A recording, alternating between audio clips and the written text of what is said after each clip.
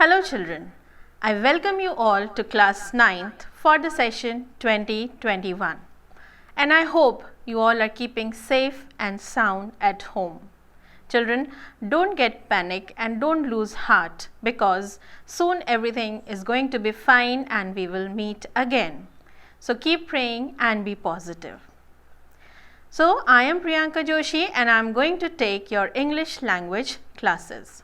You know children that English language is a second language which we study other than our mother tongue, as this language connects us with the world.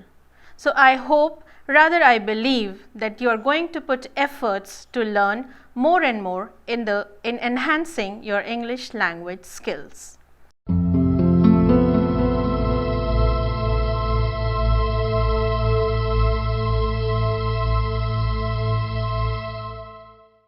So let's talk about today's class.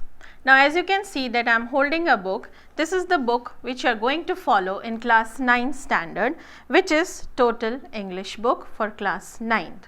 Now this book is more like a workbook because you have the practice papers in it which are based on the basis of the board pattern. The questions are given on the pattern of board pattern. So I'll be teaching you according to the questions. If I'll open this book and if I'll show you one test paper in this, you'll find that the first question is of composition and you have to write around 300 to 350 words of composition here, where you have 5 choices given below. Out of these 5 choices, you have to select one and you have to write the composition. So first of all, we'll talk about compositions. So when we talk about composition, the question is, what is a composition? Composition is where you are asked to write a piece of prose in around 350 words, where you are tested on your writing skills, skill of the clarity, the preciseness and the accurate English. Now children, when we talk about accurate English, a very small suggestion from my side that being a student, every child should have a habit of reading. Be it a newspaper, be it a storybook or it is a novel, you must read it and sit with a dictionary, at least one word you learn daily. This way at least you are going to enhance your vocabulary. So coming back to the composition, so when we talk about compositions, there are 2 categories of compositions. The first one is the factual compositions and the second are the imaginative compositions. So factual compositions deal with the facts, the instructions, the explanations and the reports. But the most important aspect of the factual composition is the clarity and the arrangement of the logical ideas. So if we talk about the examples of factual compositions, they can ask you to explain maybe about any play, like how you play cricket, how you play football. So there you have to place the facts. Even they can ask you a question like how you arrange your room. There again you have to deal with the facts. So these are factual compositions. Then we go to the next category, that is the imaginative compositions. Now these imaginative compositions give you a large room to express yourself. Even they give you room to invent your own ideas. So these imaginative compositions can also be categorized into different categories. So to talk about these categories, the first category is the narrative compositions. As the name says, there you have to narrate your ideas. You know children that the story also comes under narrative kind of compositions, where you have to narrate a story. The story could be a real story or it could be imaginative story.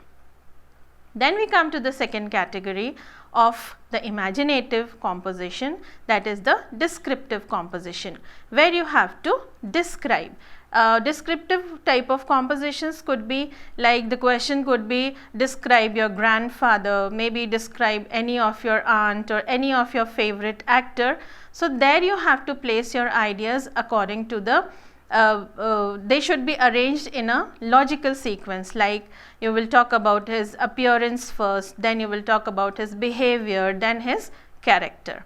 Next are the argumentative kind of compositions where you have to write or you have to come to the conclusion with the help of the reasoning. Now, such kind of composition, children, you have to be either for, you have to write either for or against the topic. Like if we say an example, the topic is given, the technology is a boon or a bane for a new generation. So, first of all, you have to decide whether you are for the motion or against the motion. Now, the next kind of compositions are impressionistic compositions, the compositions which trigger off your imagination. Now, this triggering of your imagination could be by seeing any picture, like you must have seen that picture compositions are given where you have a picture, and by seeing the picture you have to narrate a story. So, such kind of essays or compositions are known as impressionistic compositions. Then the next are the critical compositions. These composition demands the critical analysis of maybe any book, maybe any movie, or maybe any play which you have seen. So, you have to analyze it critically. Then the last kind of compositions are the reflective composition, where you have to throw your ideas on any abstract thing. Like they can ask you about love, they can ask you about poverty, they can also ask you about the family life or a lonely life. So, these are some kind of essays which comes under the category of imaginative compositions. So, the category of compositions which we have studied right now are, the two major categories are the factual compositions and the imaginative compositions. Then imaginative compositions are further divided into, first the narrative compositions, second the descriptive compositions, third are the argumentative kind of compositions, then comes the impressionistic composition, then are the critical compositions, and lastly we have the reflective kind of compositions. So, let us talk about the questions given in your question paper or the test paper, and the questions will be coming in your description box also. So, let us talk about the first question given in the test paper. The first question says, write an original story which illustrates the truth in the statement, the apple does not fall far from the tree. Now, the first of all, children, you must understand the question first. The meaning of this statement is that usually the child has the similar characteristics like parents. Now, when this idea comes into your mind, then you have to think about the story. Now, always remember that the stories or the narrative are appreciated, those which are original and those who are near to life. So, the things which you have to remember while writing your story is, first thing, that it should always start with the introduction, and your introduction should be very, very impressive with correct grammar and with good English.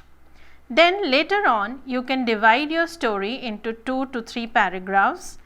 Always remember that the last paragraph should be always a conclusion. The conclusion contains your own ideas, your own suggestions, and even the moral which you want to share with the readers.